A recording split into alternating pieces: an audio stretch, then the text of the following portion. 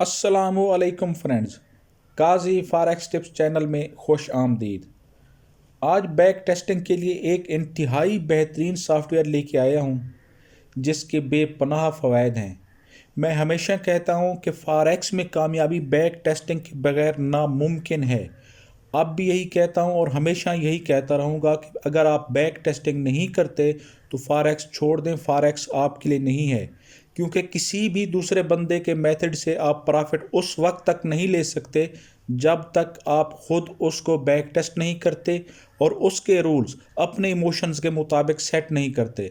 अगर आपको कोई एक स्ट्रेटजी भी ऐसी मिल जाती है जिसकी आप बैक टेस्टिंग करते हैं और उसके इमोशंस के मुताबिक अपना जो है ना रूल्स एंड उसके टीपी के और एसएल के रूल्स अगर आप तय कर लेते हैं तो फिर आपको किसी और चीज़ की ज़रूरत नहीं है। वही एक चीज़ भी आपके लिए बहुत है। इसलिए मैं बार बार कहता हूँ कि बैक टेस्टिंग करें, बैक टेस्टिंग करें, बैक टेस्टिंग करें। तो आज इंशाल्लाह एक बेहतरीन सॉफ्टवेयर मैं लेके आया हूँ। मैं आपको इसका टोटल इस्तेमाल करने का तरीका, इसको इंस्टॉल करने का तरीका, सारी चीज़ें और इसकी खसूसियात वगैरह ये सारी इस वीडियो में मैं डिस्कस करूँगा। तो बग़ैर कोई वक्त ज़ाय किए अपने वीडियो के टॉपिक की तरफ चलते हैं। देखें, ये सबसे पहले तो आपने इस वेबसाइट पे चले जाना है softforfx.com। जब आप इस पे क्लिक करेंगे, जब आप इस वेबसाइट पे पहुंच जाएंगे तो आपको यहाँ पर आगे आपने आ जाना है सॉफ्टवेयर वाले सेक्शन में। यहाँ सबसे ऊपर आपको लिखा हुआ नज़र आएगा फॉरेक्स सिमुलेटर। यहाँ आपने क्लिक करना है। तो यहाँ से नीचे आप डाउनलोड लिंक मिलेगा आपको, वहाँ से आप डाउनलोड कर सकते हैं। ये इसकी खसूसियात उसने बताई हुई हैं, ये सारी मैं आपको आगे जाके समझाऊंगा। मैं यहाँ से देखें डाउनलोड लिंक है नीचे इसके, ये डाउनलोड की ऑप्शन है, यहाँ से आप डाउनलोड कर सकते हैं। वैसे इसकी कीमत जो है वो एक दफ़ा होती है, यानी कि वन टाइम इसकी प्राइस है वो है $109 एक बंदे के लिए। लेकिन अगर आप इसको डेमो यूज़ करेंगे तो डेमो में फिर लिमिटेशंस आ जाती हैं। उसमें आप जो है ना मैक्सिमम जो है ना 5 ट्रेड्स ही ले सकते हैं। उसके बाद जो है ना आपकी सिमुलेशन ऑफ हो जाएगी। तो इसके अलावा भी इसकी लिमिटेशंस हैं। लेकिन अगर आप इसका फुल वेरिएंट लेते हैं तो वो $109 का है। लेकिन यहाँ एक बात ऐसे लोगों के लिए खुशखबरी है जिन्होंने मेरे आईबी से अकाउंट बनाया हुआ है मेरे आईबी के अंडर। तो उनके लिए ये सॉफ्टवेयर फ्री ऑफ कास्ट है। वो मुझसे कांटेक्ट करके व्हाट्सएप पे वो मुझसे ले सकते हैं। इसको पब्लिक ना करने की एक वजह ये भी है क्योंकि अगर मैं इसको पब्लिक कर देता हूँ तो हो सकता है कि ये साफ कंपनी जो है ना फिर उसकी एक्सेस को ब्लॉक कर दे। तो इसलिए इसको पब्लिक नहीं किया जा रहा। हाँ, जो लोग बाई करना चाहें वो यहाँ से आप ऑफिशियली बाई कर सकते हैं और जिन्होंने मेरे आईबी से अकाउंट बनाया हुआ है वो मुझसे फ्री ऑफ कास्ट ले सकते हैं। ये आपके MT4 पर इस्तेमाल होगा। आसानी से आप इसको अपने मेटा ट्रेडर पर इस्तेमाल कर सकते हैं। ब्रोकर आपका कोई भी हो उसका कोई इशू नहीं है। वो सारी चीज़ें मैंने आपको यहाँ आगे जाके अब समझाता हूँ। देखिए, अब हमने इसको डाउनलोड कर लिया। जहाँ से डाउनलोड किया आपने उसको कॉपी करना है। उस फाइल को जो डाउनलोड होगी उस फाइल को कॉपी करना है। वो EX4 की फ़ाइल होगी। तो आपने अपने MT4 पे आ जाना है। MT4 के ओपन डाटा फोल्डर पे, यहाँ पर फाइल सेक्शन में, फिर वहाँ से ओपन डाटा फोल्डर पे आपने क्लिक करना है। जब आप ओपन डाटा फोल्डर पे क्लिक करेंगे तो एक और विंडो ओपन हो जाएगी। वहाँ आपने MQL4 जहाँ पे लिखा हुआ है यहाँ पे चले जाना है। उसके बाद एक्सपर्ट में चले जाना है। यहाँ आके आपने पेस्ट कर देना है उस फाइल को जो आपने डाउनलोड की है। डाउनलोड करने के इसको पेस्ट करने के बाद इसको आपने क्लोज कर देना है। इस पोर्शन में आ जाना है, नेविगेटर वाले पोर्शन में। यहाँ पे आके आपने रिफ़्रेश पे क्लिक करना है। जब आप रिफ़्रेश पे क्लिक करेंगे तो नीचे एक्सपर्ट एडवाइज़र वाले पोर्शन जो है, इसको अगर प्लस है तो इसको यहाँ पर आपने क्लिक करना है प्लस के ऊपर। तो यहाँ ये ओपन हो जाएगा। यहाँ पर आपको नज़र आ जाएगा soft for FX forex simulator. ये फाइल आपको नज़र आएगी। आप कोई भी चार्ट ओपन कर सकते हैं। यहाँ पे चार्ट मैंने ओपन कर लिया यूरो USD का। अब यहाँ पे मैं ये अप्लाई कर देता हूँ। मैं इन्हें इसको जस्ट क्लिक किया और ड्रैग एंड ड्रॉप कर दिया, यानी कि वहाँ से पकड़ के यहाँ पे मैंने इसको डाल दिया। अब यहाँ पर सारा आपने कुछ भी नहीं करना, यहाँ पर इनको सेलेक्ट कर लेना है, allow live trading, allow DLL imports, और इन चीज़ों को सेलेक्ट करके आपने ओके कर देना है। उसके बाद जैसे ही ये लोड होगा तो आपके सामने ये विंडो आ जाएगी। आपने उसके नीचे चले जाना है डाटा सेंटर पे। सबसे पहले तो हमने डाटा डाउनलोड करना है ना, जिस PR को हमने बैक टेस्ट करना है। ये याद रखें, डाटा आपको सिर्फ एक बार डाउनलोड करना पड़ेगा, बार बार डाउनलोड करने की ज़रूरत नहीं है। फर्स्ट टाइम जब आप आएंगे तो फर्स्ट टाइम ही आपको इसका डाटा डाउनलोड करना पड़ेगा। उसके बाद जब तक आप न्यू विंडो नहीं करेंगे कंप्यूटर की, उस वक्त तक ये डाटा आपके कंप्यूटर पे स्टोर रहेगा, आप उसको इस्तेमाल कर सकते हैं।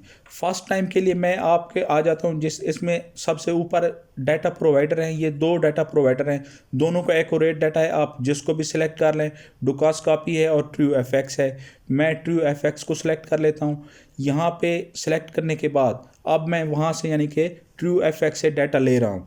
तो मैं यहाँ पे आके कोई भी PR सेलेक्ट कर लेता हूँ। जैसे मैंने AUD USD को सिलेक्ट कर लिया, उसके बाद आके यहाँ पर डाउनलोड वाले ऑप्शन पे आ जाना है मैंने, क्योंकि मैंने ऑलरेडी डाउनलोड किया हुआ है तो इसलिए मैं मज़ीद इसको डाउनलोड नहीं करूँगा, लेकिन मैं आपको न्यू PR पे दिखा देता हूँ। जिस तरह यूरो JPY है, मैंने इसका डाटा डाउनलोड करना है, मैंने डाउनलोड पे आया। जब डाउनलोड पे आया तो यहाँ से ऊपर पूछेगा कि आपने कितने साल का डाटा बैक डाटा डाउनलोड करना है।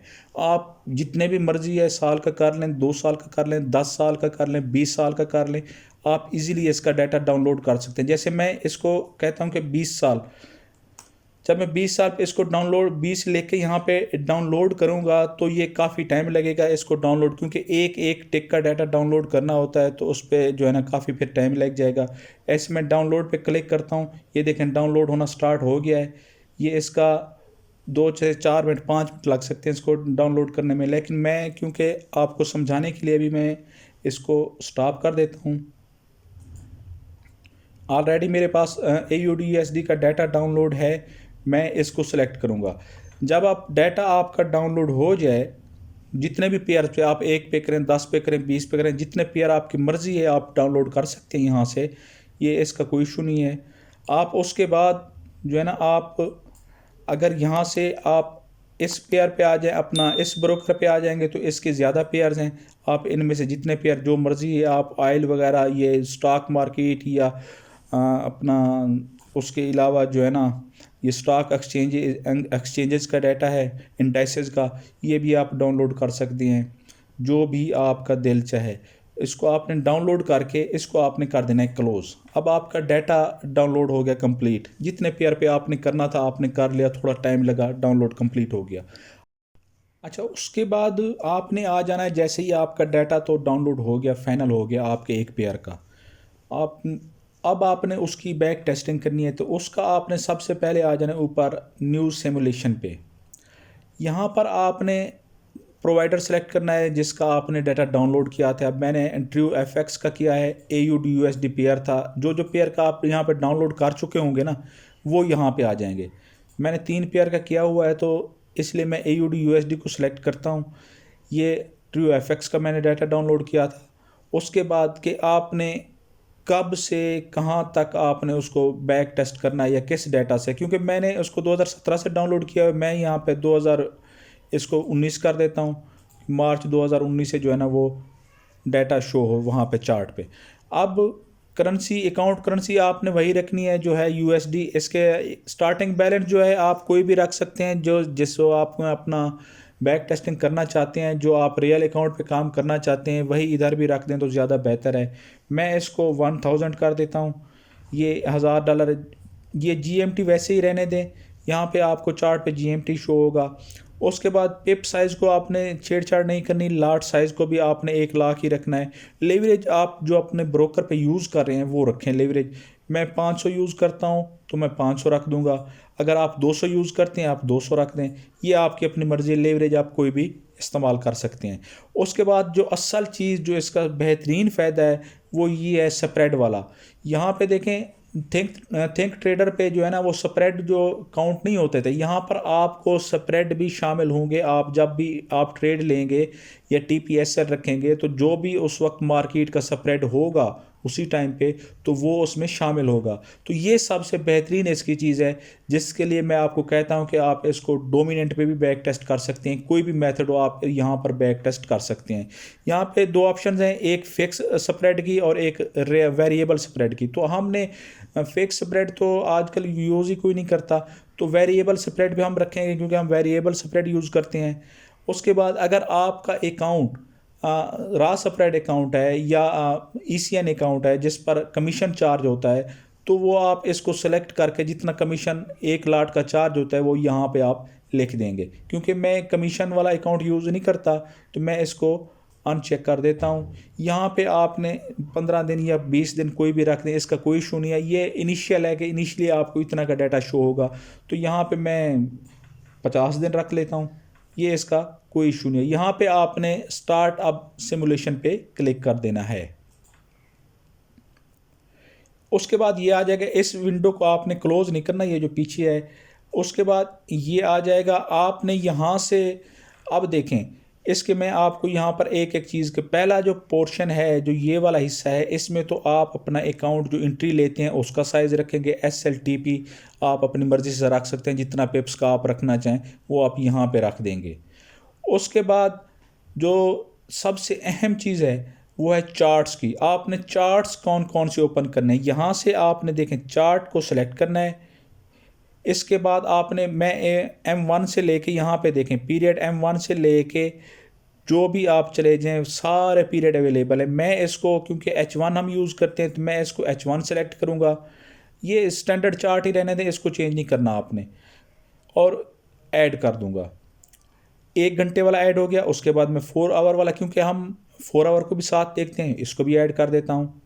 उसके बाद डेली वाला है, हम डेली वाले चार्ट को भी यूज़ करते हैं, मैं इसको भी ऐड कर देता हूँ।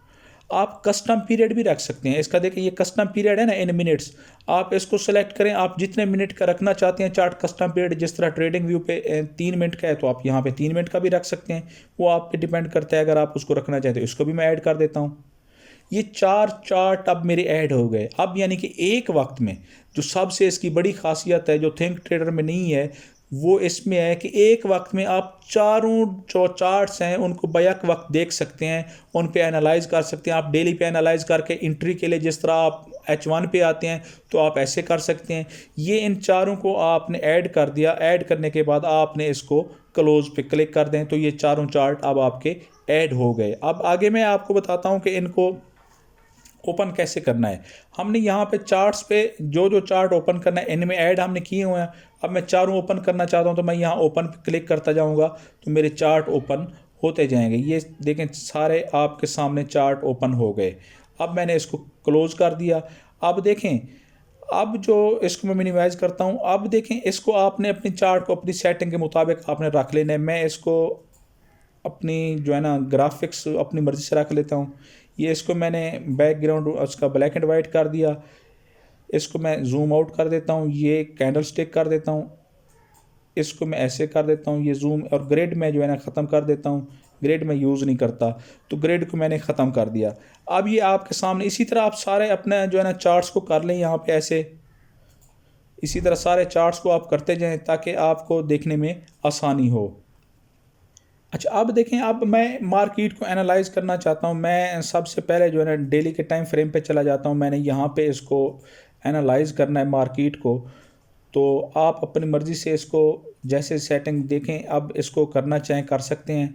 यहाँ पे मैं इसको एक लेवल बना देता हूँ। ये लेवल बन गया डेली के ऊपर मेरा, ठीक है। मैं अब इसको देखूंगा कि जैसे ही मार्केट, अब मैंने इस पे मार्क तो कर लिया डेली पे के ऊपर। अब मैं देख रहा हूँ कि मार्केट ने इसको ब्रेक किया, रीटेस्ट किया, फिर आई, फिर दोबारा इसको टेस्ट करती है। अगर मार्केट यहाँ से नीचे आती है तो सेल की मोमेंटम मैं H1 पे देखूंगा तो मैं वहाँ से इंटर हो जाऊँगा।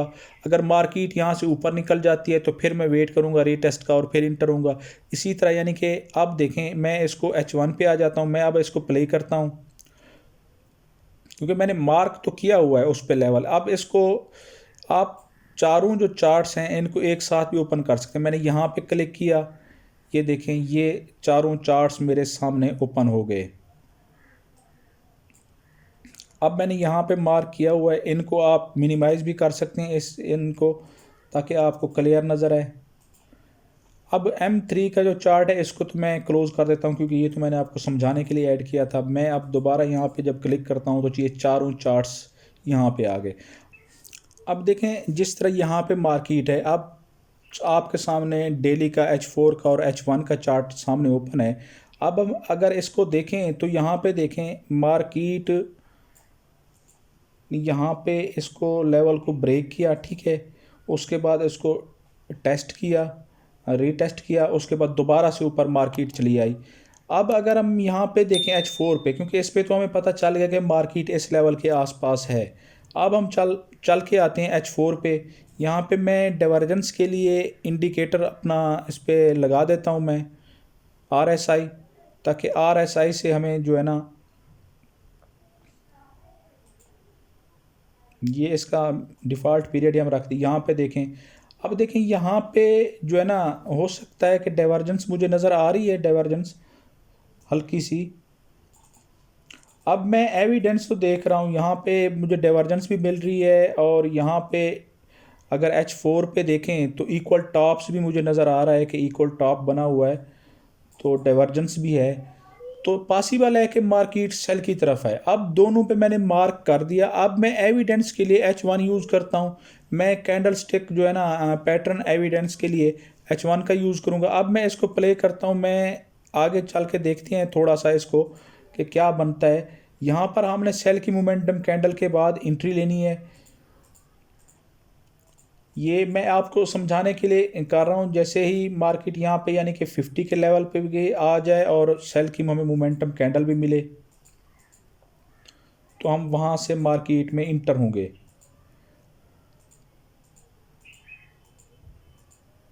अभी मार्केट उसी लेवल पे है, 50 के लेवल को क्रॉस नहीं किया। यहाँ पर सेल की मोमेंटम तो मुझे कैंडल नज़र आई थी यहाँ पे H1 पे, लेकिन मैं अभी स्टिल वेट कर रहा हूँ